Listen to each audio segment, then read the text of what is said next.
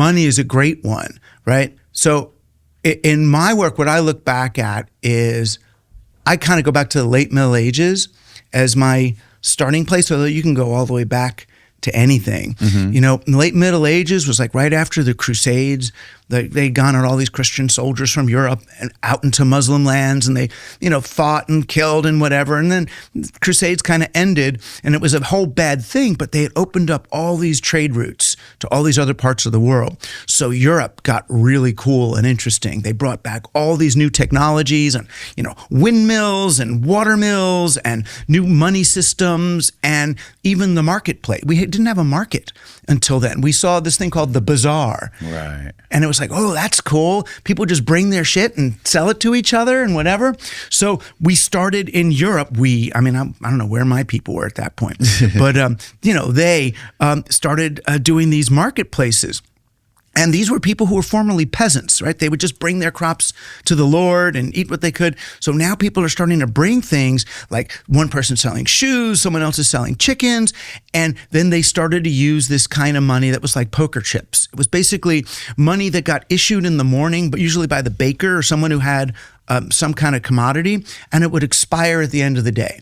So the idea is it was like poker chips that they had no value in themselves. So everybody just traded stuff, right? It was optimized for trading. There was no way to save up, right? So nobody would hoard money or try to hold it. It wasn't gold. It was worthless, right? So it was just used like IOUs so that we can each get the thing. I want shoes, you want chickens, he wants meat. This was so we could all get the things and then sort of settle books at the end of the day, and it was done, right? So there was no money. And people got rich. People actually got rich. And because they couldn't, and this sounds like a conspiracy theory, but this is actually, it's a happy conspiracy. It's just history. People got wealthy and they got healthy. Like women at that time, late Middle Ages, England, 11th, 12th century, they were taller than at any time until the 1980s, till they caught up. That's how healthy people were. They worked like 3 days a week, because what do you do if you're doing well, but you don't want to keep, we don't even have a reason to keep working because you have no way to store the money. So if you can't hoard money, what are you going to do? You're going to start optimizing your society for leisure, which is what they did. How much do I have to work in order to have everything I need? So the sign of wealth, the sign of doing well was, oh, look, Joe only works 2 days a week, right? Because his pig farm is doing so well, he doesn't have to work that much.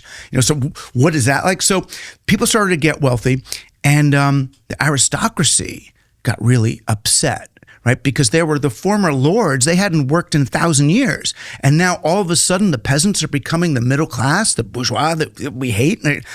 So what did they do? They had to stop the rise of the middle class, and they came up with two ideas, right? One that we know about was the corporation, or what they called the chartered monopoly. The idea of a chartered monopoly, we know what a monopoly is. Charter means it's the king mandated monopoly. The king charters a monopoly. So now it's like, if you're my friend, I'll be like, okay, Danny, now you're not just a shoemaker. You are His Majesty's Royal Chartered Monopoly shoemaker. You're the official shoemaker.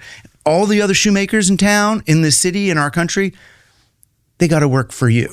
That's when employment was invented. There weren't employees before that.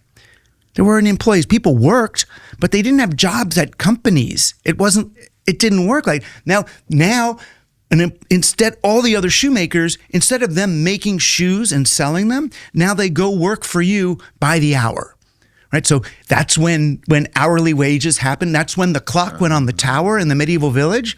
They didn't have clocks up there before. They put them up really as a way of normalizing, showing time is our value. That's the highest thing now. Time is money. That's when that started. So what happened was people got really disconnected from the value they were creating. You were punching the clock. You were working 8 hours a day, 40-hour week, whatever it was, instead of working for what for the value you created. And then what people like you figured out, what Danny, I'm not you in real life, but Danny, the guy who runs the company, figured out is you don't even want qualified workers working for you. You want to go to the Home Depot parking lot, pick up a bunch of undocumented aliens and bring them in, train them in 15 minutes and pay them minimum wage. You don't want some super qualified shoemaker that's going to demand $40 an hour.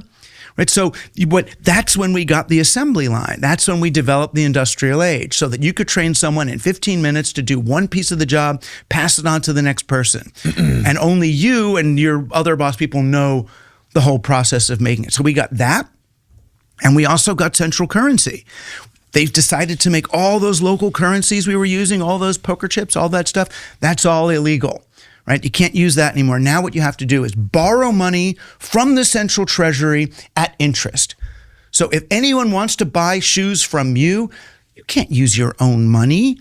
The wealthy want to make money off that transaction. So the way they will is for me to have money, I've got to borrow money from the central treasury at interest, do my transactions, and then pay back more money than I borrowed. And that's a really weird ass idea. How do you pay back more than you borrowed? Where does the other money come from? The only way to get more is the economy has to grow.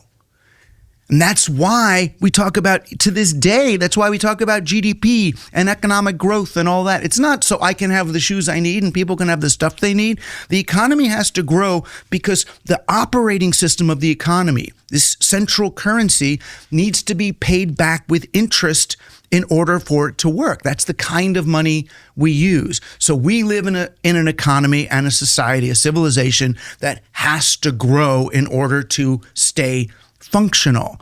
Right? And that worked really well for colonialism, getting a new world, getting new territories, getting new enslaved people. Keep going. And we kind of ran out. Like 1950s, we kind of ran out of room, right? The Palestine pushed back, India pushed back, no more. What do we do? So let's create consumers out of Americans. We'll get people to buy more stuff. We'll use advertising and get people to buy shit they don't need just to keep the economy going. And they'll get storage facilities to stick all the shit they don't need, and we'll get pollution. We'll make stuff disposable so they need to buy more so that the economy can grow. And we all accept that this growth is a great thing. Finally, the internet.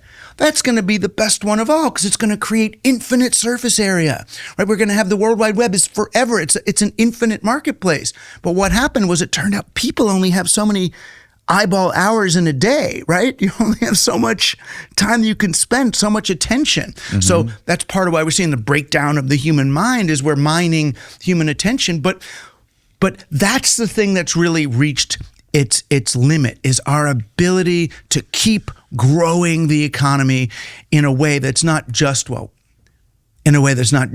hurting people. It's not just extracting value.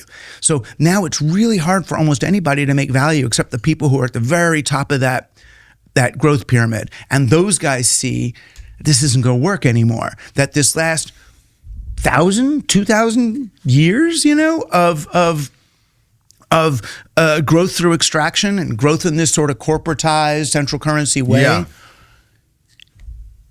it's up. That one's over. So they're like, what happens after? What happens kind of after this particular capitalist extraction? And that's why you got folks like Nick Land in Europe saying, oh, it's going to be monarchy. That's what's going to come. It's no longer a capitalist society. It's a monarchic society. And then things could work like that. Some people see socialism and, that's what the Occupy people are all, we're going to have a sharing economy. And that one sounds better to me than a monarchy. And the tech bros are like, it's going to be nothing at all, right? That whole thing's going down. That's, forever chemicals are forever. I don't want to live there. We got to get off this place. We got to get off this planet.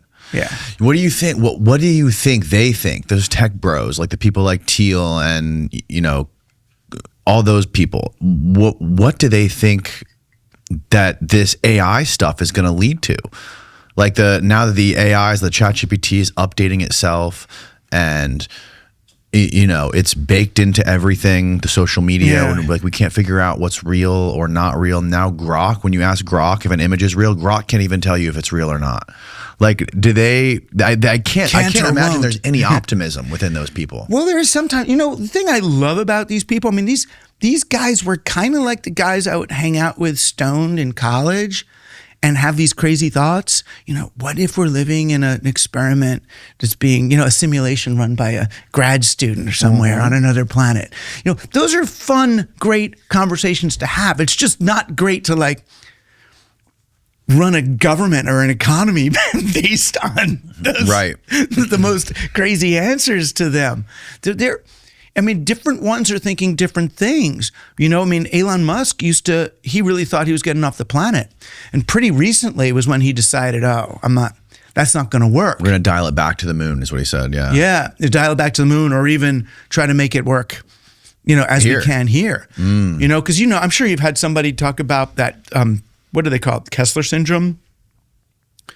Maybe. Remind me what it is. It's this thing that the satellites in space are crashing into each other and making smaller and smaller particles. Oh, I haven't heard this. Oh, this is a big one, right? So Musk knows about this. All right. It's an aside, but it's kind of cool. Yeah. At least in